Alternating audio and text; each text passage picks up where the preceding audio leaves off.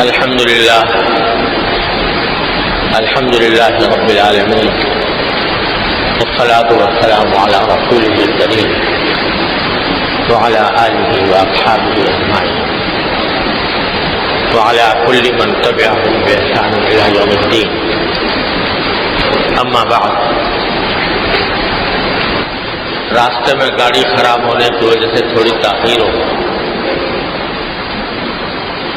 اللہ تعالیٰ کے فضل و کرم سے ذوالحجہ کا مہینہ شروع ہونے والا ہے۔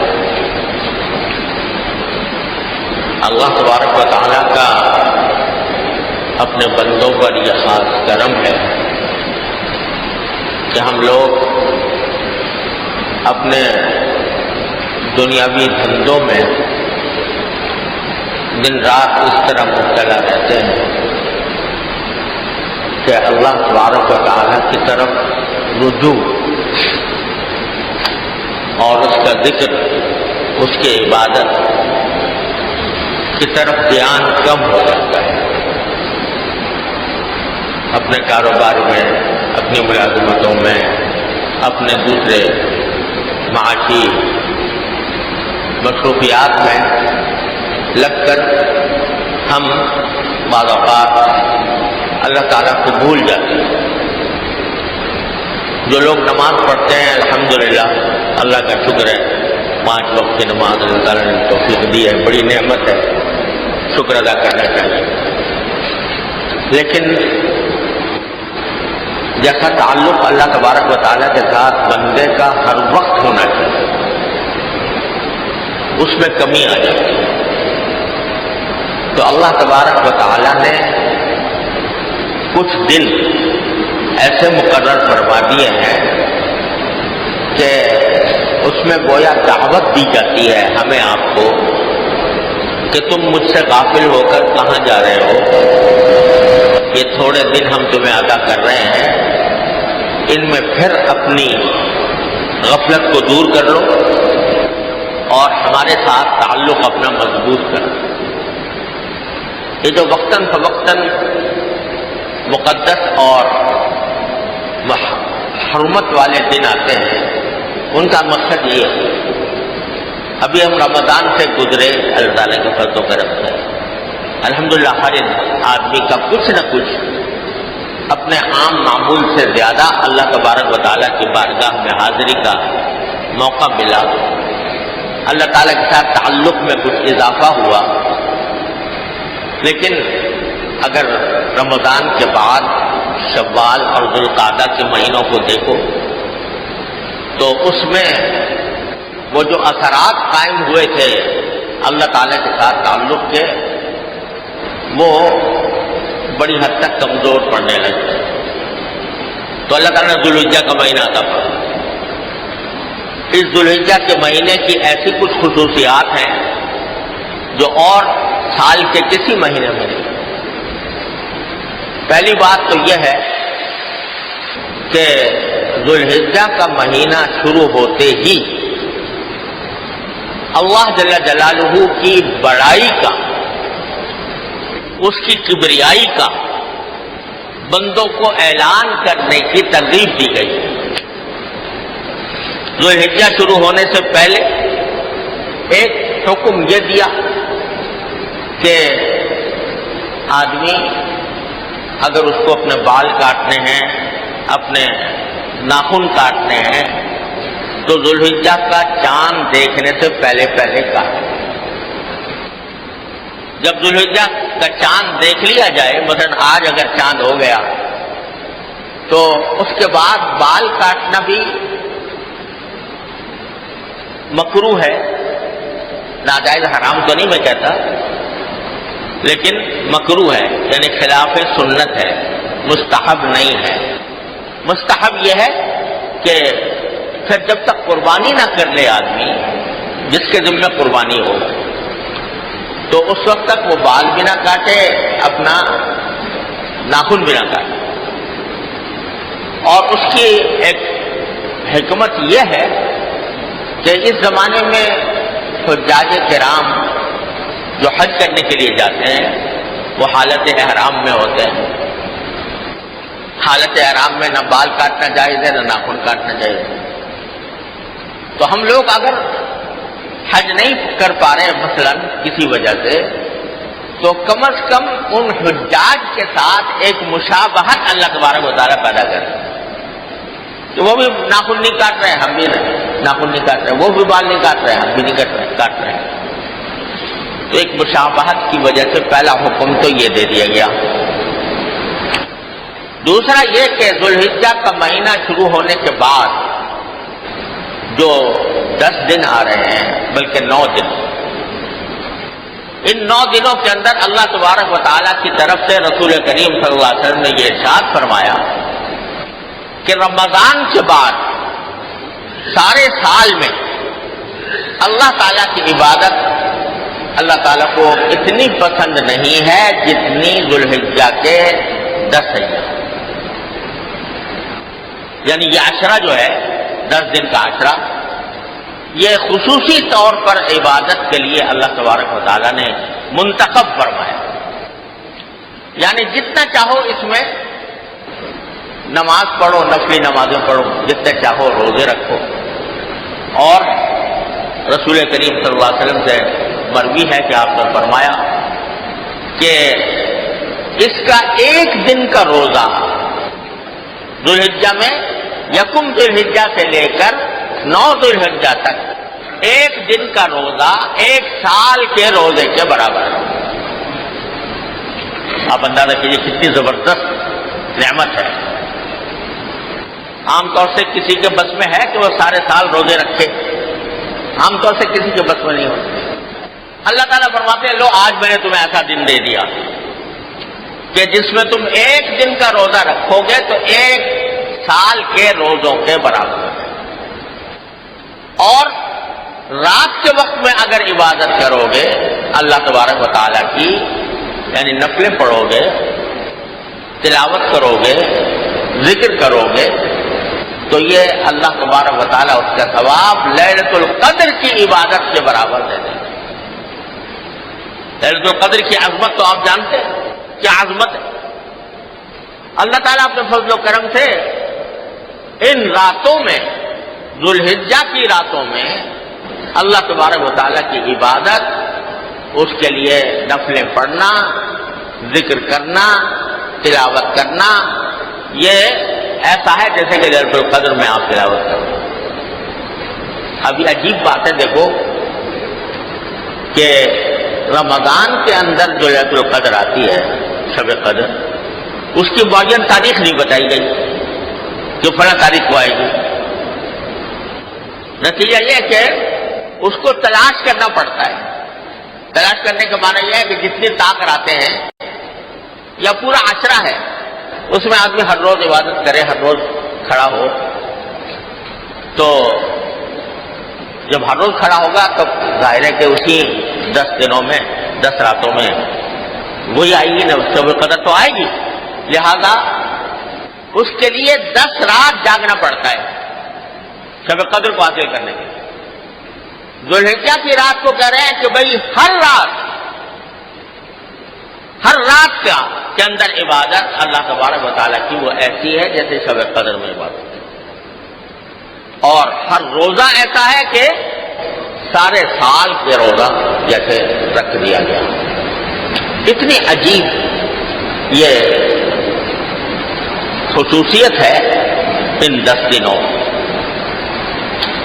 اللہ تعالیٰ ہم سب کو اس کی توفیق عطا فرمائے. اور 9ویں رات، 9ویں جو ہے نوارا، یعنی عرفہ کا دن جو ہے 9ویں تاریخ، 9 تاریخ ذوالحجہ، اس میں روزہ رکھنا، یہ فرمایا کہ تکفر السنۃ التی قبلہ والسنۃ بعدہ او کما قال صلی اللہ علیہ وسلم. اس میں روزہ رکھنے سے، عرفے کے دن روزہ رکھنے سے، یعنی 9 ذوالحجہ کو روزہ رکھنے سے اللہ تعالیٰ 1 سال پہلے کے اور 1 سال بعد کے گناہ معاف فرما دیتے ہیں. لیکن سمجھ لینا کہ گناہ معاف کرنے کے معنی یہ ہے کہ جو صغیرہ گناہ ہوئے ہیں انسان سے وہ معاف ہو جائے خود بخود بغیر توبہ کے. اور البتہ کبیرہ گناہ بغیر توبہ کے نہیں معاف ہوتا عام حالات میں، اور حقوق العباد معاف نہیں ہوتے جب تک کہ حقدار اس کو معاف نہ کرے۔ بہرحال یوم عرفہ کی فضیلت ہے۔ یہاں یہ بات بھی عرض کر دوں کہ آج کل ایک مسئلہ یہ پیدا ہوا ہے کہ عام طور سے ہماری تاریخوں میں اور سعودی عرب کی تاریخوں میں ایک دن کا فرق رہتا ہے۔ اب وہاں گزشتہ رات چاند نظر آ گیا، لہذا آج ان کے ہاں پہلی ذوالحجہ ہو گئی۔ ہمارے ہاں بھی چاند نظر نہیں آیا تو ذوالحجہ کل سے شروع ہوگا، لہذا یہ ہوگا کہ وہاں جو عرفہ کا دن ہوگا وہ جمعہ کے آئندہ جمعہ کو نہیں، ہفتے کو، آئندہ جو ہفتے کو وہاں 9 ذوالحجہ ہوگی، ہمارے یہاں اس وقت 8 ذوالحجہ ہوگی،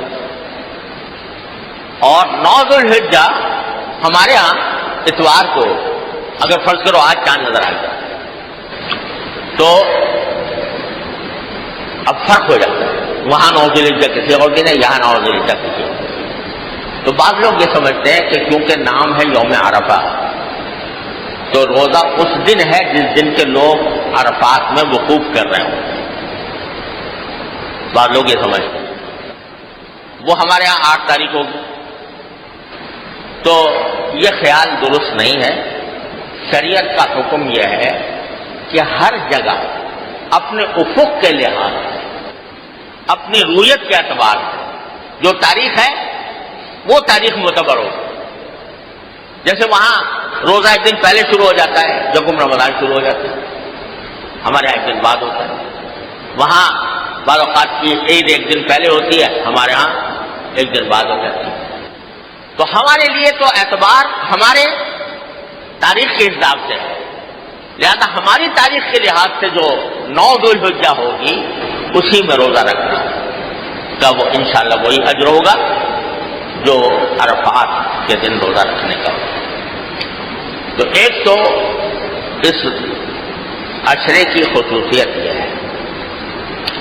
دوسری بات یہ ہے کہ اللہ تعالیٰ نے اپنی کسی حکمت کی وجہ سے ان دنوں کو اپنی تکبیر، اپنی بڑائی، اپنی عظمت اور کبریائی کے اعلان کے لیے ان کو خصوصی اہمیت دی ہے۔ یہ زمانہ ایسا ہے کہ اس میں چلتے پھرتے انسان کو اللہ اکبر لا الہ الا اللہ واللہ اکبر وللہ الحمد، یعنی یہ چلتے پھرتے یہ سنت متروک ہو رہی ہے۔ صحابہ کرام کی یہ سنت متروک ہو رہی ہے۔ جب پہلی ذوالحجہ شروع ہو جاتی تھی تو وہ چلتے پھرتے اٹھتے بیٹھتے یہ تکبیر کہتے رہتے تھے۔ ایک تو ہے تکبیر تشریق، وہ شروع ہوگی عرفے کے دن سے، 9 ذوالحجہ سے، 9 ذوالحجہ کی صبح سے، اور 13 ذوالحجہ تک باقی رہے گی۔ وہ تو تکبیر تشریق ہے، وہ تو واجب ہے ہر نماز کے بعد، لیکن اس کے علاوہ چلتے پھرتے اٹھتے بیٹھتے بلند آواز سے اللہ اکبر لا الہ الا اللہ واللہ اکبر وللہ الحمد۔ بعض صحابہ کرام سے منقول ہے کہ وہ حضرت عبداللہ بن عمر رضی اللہ تعالیٰ عنہ بازار میں نکلتے تھے اور زور سے کہتے تھے اللہ اکبر لا الہ الا اللہ واللہ اکبر وللہ الحمد۔ تو جو دکاندار بیٹھے ہوتے تھے وہ سب بھی بلند آواز سے کہتے تھے، یہاں تک کہ بازار گونج جاتا تھا اللہ تعالیٰ کی کبریائی۔ یہ سنت ہمارے ہاں متروک ہو رہی ہے، صحابہ کرام کی سنت یہ ہمارے یہاں متروک ہو رہی ہے۔ ہم تکبیر تشریق کو الحمدللہ کہتے ہیں ہر نماز کے بعد، لیکن چلتے پھرتے اٹھتے بیٹھتے تکبیر کہنے کی جو سنت صحابہ کرام سے ثابت ہے وہ ہمارے ہاں اس کا رواج نہیں رہا. ہونا یہ چاہیے کہ اس زمانے میں ہر کوچہ و بازار اللہ تبارک و تعالیٰ کی کبریائی کے نعروں سے گونج اٹھے. اللہ تعالیٰ نے اس کو اپنی کبریائی کا، کہ اظہار کا، اس کے اعلان کا ذریعہ بنایا. اور خاص طور پہ اس لیے کہ اس زمانے میں جو اللہ تعالیٰ نے کچھ عبادتیں مقرر فرمائی ہیں وہ ساری ایسی ہیں کہ عقل سے ان کا فائدہ سمجھ میں نہیں آتا. بعض اوقات اگر عقل دوڑائے آدمی تو 25 لاکھ آدمی حرم سے مینا جا رہے ہیں. اس لیے جا رہے ہیں کہ حرم چھوڑ دیں، یعنی مسجد حرام کو چھوڑ دیں، صحرا میں جا کے 4 نمازیں پڑھیں، 5 نمازیں پڑھیں، کچھ کام نہیں، بس جا کے وہاں لوٹ وہاں پڑھ لو. تو عقل سے سوچے آدمی کہ بھئی مسجد حرام کے پاس بیٹھے ہوئے تھے، ہر نماز جا کے حرم میں پڑھ رہے تھے، 1 لاکھ نمازوں کا ثواب مل رہا تھا. وہ کہتے ہیں نہیں نہیں، یہاں سے جاؤ. کہاں جاؤ؟ مینا میں. کیا کرے بھائی وہاں جا کے؟ بس پڑھ جاؤ 4 دن 5 نمازیں پڑھو. عقل سے دیکھو تو کوئی سمجھ میں بات نہیں آتی. اگلے دن کیا کرو؟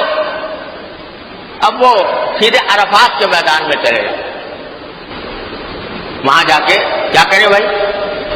کھڑے ہو جاؤ، دعا کرو، اللہ کا ذکر کرو. وہی کام ہم حرم میں بھی کر لیتے ہیں نا بھائی، وہاں پر مسجد حرام میں، لیکن نہیں وہاں جا کے کرو. کیوں کرے وہاں جا کے؟ کیوں کا کوئی جواب نہیں ہے. وہاں سے شام گزری، مغرب کا وقت آیا، کہا مغرب مت پڑھو، جا کے مزدلفہ میں مغرب اور عشاء ملا کے پڑھنا. یہاں تو یہ حکم ہے کہ بھائی مغرب کی نماز جو ہے وہ جلدی سے جلدی پڑھو، دیر نہ کرو. اس میں کہیں کہ چھوڑ دو اس کو، جا کے مزدلفہ میں پڑھو. مزدلفہ میں کیا کریں؟ بس 2 نمازیں پڑھو. اور کیا کریں؟ سو جاؤ میدان میں، جہاں نہ کوئی خیمہ ہے نہ کوئی چھت ہے. سمجھ میں آتی ہے بات؟ اب اس کے بعد اگلے دن جاؤ، جا کے پھر دوبارہ مینا چلے جاؤ. وہاں جا کیا کرے بھائی؟ کہ وہ ایک پتھر کھڑا ہے، اس کے اوپر کنکریاں مارو. ہاں وہی پتھر ہے، وہ 25 لاکھ آدمی اربوں روپیہ خرچ کر کے جا کے کیا کر رہے ہیں؟ کنکری مار رہے ہیں. بھائی کیوں مار رہے ہو؟ کوئی فائدہ اس کنکری مارنے کا؟ اس میں دھکا پیل بھی ہو رہی ہے، اس میں رش بھی ہے، اس میں ہجوم بھی ہے، سبھی کچھ ہے، مگر کرو. وہ بھی کر لیا.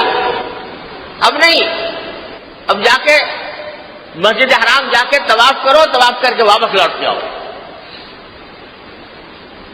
بھائی جب ہم 3 دن گزار کے مینا میں پھر چلے جاتے، پھر طواف کر لیتے. نہیں نہیں، یہیں سے جاؤ طواف کرنے کے لیے، اور طواف کر کے پھر واپس یہیں آؤ، رات یہیں گزارو. بھائی جب وہاں گئے تھے تو رات وہاں گزارنے دیتے کہ نہیں نہیں واپس آؤ. یہ کیا ہو رہا ہے سارا؟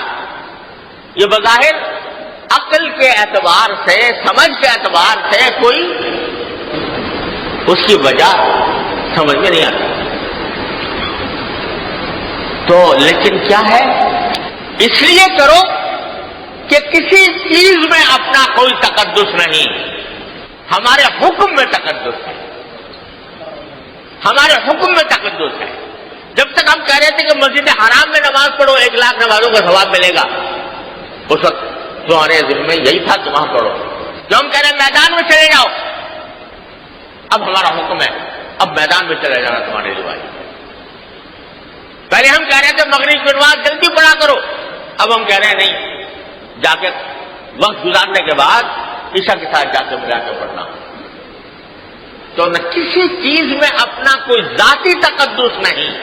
تقدس اگر ہے تو ہمارے حکم کی وجہ سے آتا ہے. کیوں؟ اس لیے کہ ہم بڑے ہیں. اللہ اکبر اللہ اکبر اللہ اکبر لا الہ الا اللہ واللہ اکبر اللہ اکبر وللہ الحمد. یہ سارے احکام ہم تمہیں ایسے دے رہے ہیں کہ تمہاری سمجھ سے باہر ہوں گے، لیکن ماننا ہوگا. کیوں ماننا ہوگا؟ اس لیے کہ اس سے بڑی ذات اس کائنات میں کوئی اور نہیں. جو حج کو گئے تھے ان کا تو یہ معاملہ، جو حج کو نہیں گئے ان کو کہہ رہے ہیں ناخن نہ کاٹو، وہ نہ کاٹو، اور ان کو کہہ رہے ہیں کہ قربانی کرو، جانور قربان کرو. قربانی کرنے کا معنی یہ نہیں ہے کہ گوشت کھاؤ. قربانی کرنے کا معنی یہ ہے کہ اس کے گلے پر چھری پھینک دو، بس قربانی ہو گئی. اب گوشت خود کھاؤ، کسی اور کو کھلاؤ، تمہاری مرضی. لیکن ہماری عبادت یہ ہے کہ ہمارے حکم کے اوپر تم نے جانور قربان کر دیا. کیوں کر دیا بھائی؟ اتنے سارے لاکھوں کروڑوں اربوں روپے کے جانور جو ہیں وہ ایک دن میں ذبح ہو گئے. کیوں ہو گئے؟ اس لیے ہو گئے کہ ہمارا حکم ہے. تو ساری کارروائیاں جو ہو رہی ہیں وہ اس لیے ہو رہی ہیں کہ اللہ جل جلالہ کی اطاعت کا جذبہ پیدا کیا جائے. اطاعت کیوں؟ اس لیے کہ وہ سب سے بڑا ہے. اللہ اکبر اللہ اکبر لا الہ الا اللہ واللہ اکبر اللہ اکبر وللہ الحمد. تو یہ ترانہ، یہ اس کی کبریائی کا ترانہ، یہ اس کی عظمت کا نغمہ، یہ مسلمان اس زمانے میں دہراتے رہے، چلتے پھرتے اٹھتے بیٹھتے کہتے رہے اللہ اکبر لا الہ الا اللہ واللہ اکبر وللہ الحمد. یہ ہے اس پورے زمانے کے اندر جو اللہ تعالیٰ نے عبادات رکھی ہیں خصوصی طور پر، اس کا خلاصہ یہ ہے کہ اللہ کی کبریائی کو اپنے دل و دماغ میں بسا لو، اپنے دل میں یہ بات بٹھا لو، اس کا دھیان رکھو کہ اس سے بڑی ذات کوئی نہیں. تم اپنی عقل کو بہت بڑا سمجھتے ہو، تم اپنی عقل کو، اپنی سمجھ کو بہت بڑا سمجھتے ہو، اور ہر چیز کی تم وجہ دریافت کرتے ہو. کیوں بھائی؟ تو کیوں اس دربار میں کیوں نہیں چلتی؟ اس دربار میں تو آمنا و سلمنا چلتا ہے. ہر چیز آج پوچھی جاتی ہے اس کی لاجک کیا ہے، اس کا حکمت کیا ہے. ہوتی ہے اللہ تعالیٰ کی ہر حکمت، ہر حکم میں حکمت ہوتی ہے، بے شک ہوتی ہے، لیکن ضروری نہیں کہ تمہاری میں سے ہر ایک کی سمجھ میں بھی آ جائے. لہذا تمہیں اطاعت کرنی ہے، اللہ کی کرنی ہے. جو حکم آتا ہے اس کی کے آگے سر تسلیم خم کرنا ہے، اس واسطے کہ تم بڑے نہیں ہو، تمہاری عقل بڑی نہیں ہے، بڑا صرف ایک ہے. اللہ اکبر لا الہ الا اللہ واللہ اکبر وللہ الحمد. لہذا میرے عزیزوں اور دوستوں، یہ زمانہ اللہ کی کبریائی کے اعلان کا ہے، اور کبریائی کی وجہ سے اللہ تعالیٰ کی اطاعت کا زمانہ ہے. چلتے پھرتے اٹھتے بیٹھتے مسلمانوں کی زبان پر یہ ہونا چاہیے اللہ اکبر اللہ اکبر. وہ آہستہ سے کہہ لو، زور سے کہہ لو، بلند آواز سے کہہ لو، سب جائز ہے، لیکن اس کو اپنا وظیفہ بنانا چاہیے. اس سنت کو زندہ کریں، صحابہ کرام کی سنت کو زندہ کریں. تو اس کو چلتے پھرتے اٹھتے بیٹھتے پڑھنا چاہیے. اللہ تعالیٰ اپنی رحمت سے، اپنے فضل و کرم سے ہمیں اس ذوالحجہ کے عشرے کی تمام برکات سے مالا مال فرمائے، کسی سے بھی ہمیں محروم نہ فرمائے، اس ذوالحجہ کا حق ادا کرنے کی توفیق عطا فرمائے. وآخر دعوانا الحمدللہ.